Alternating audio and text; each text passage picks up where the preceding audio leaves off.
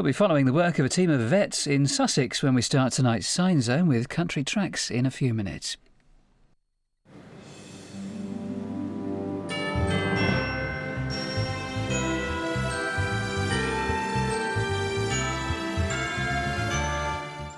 Before that, here's Rob McElwee with Weatherview.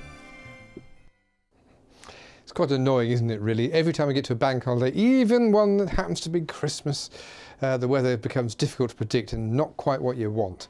In this case, all the active and guaranteed snows around the top of this low pressure area is to our continental neighbours' side of the Dover Straits.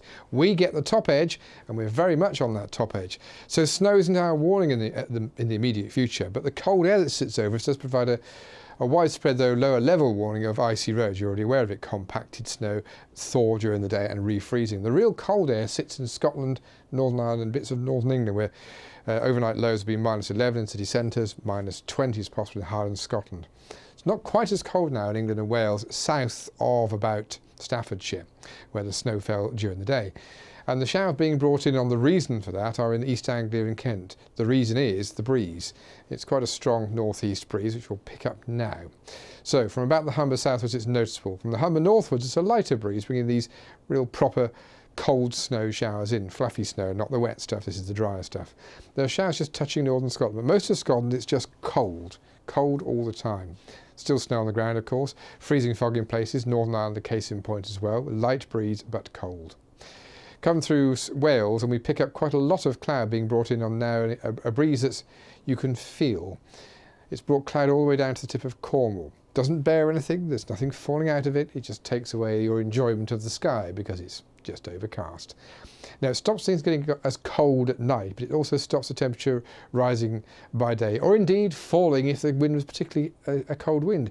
It's not that cold a wind. It'll give you a chill, you'll feel like it's freezing, but it brings in a few showers of rain on the coast and snow inland. So that's the tipping point, you see, where the temperature's round about freezing in the wind itself. Now, this is, of course, the start of Christmas Eve. Again, the real cold air sits where that high is growing. For the bottom right-hand corner, the wind is still there, but becoming less strong. And in fact, this growing high will suggest that the cold sticks with us.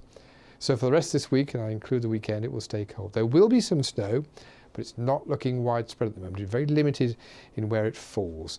On Christmas Eve, bottom right-hand corner, Kent particularly, some in northeast England, some in eastern Scotland, particularly the southeast. Daytime temperatures hovering around about freezing if you're lucky. Saturday is Christmas Day, cold and sunny indicated here. Not quite the same in Northern Ireland on Sunday. Boxing Day looks wet, possibly snowy first of all. The cloud increases on Sunday elsewhere as well. Not a reliable forecast, but an indication that we're trapping what could be rather dismal weather under anticyclone. And by Sunday, the temperature's rising in Cardiff and Plymouth as the wind is a southerly, ahead of a change to Atlantic weather. Probably sometime next week.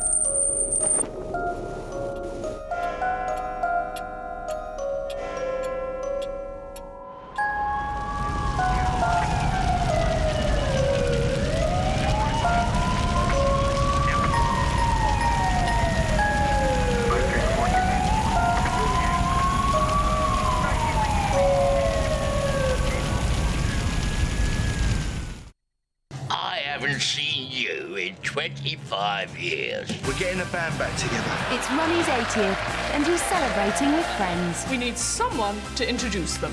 How about that Nelson Mandela? Too early.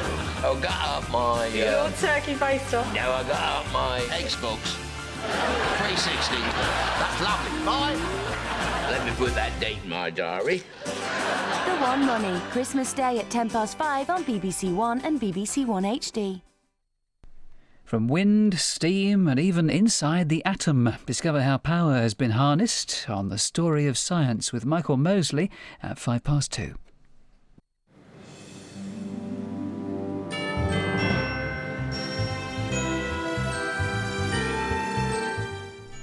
This is Science Zone on BBC One and BBC One HD, and now here's Country Tracks.